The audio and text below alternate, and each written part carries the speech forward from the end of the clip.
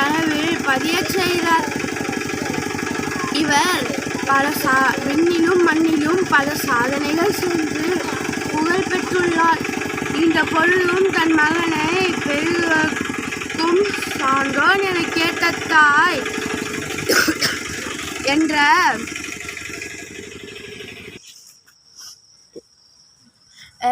இவர சாதனையை கண்டு பெருமை கொள்கிறாள் பாரத தாய்.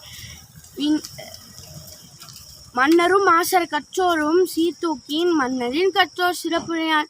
மன்னனுக்கு தன் தேசமல்லால் சிறப்பில்லை, கற்றோருக்கு சென்ற இடமெல்லாம் சிறப்பு என்ற முதலில் பாட்டுக்கு ஏற்ப இவர் அழிந்தாலும் இவரது புகழ் மறையவில்லை. நன்றி.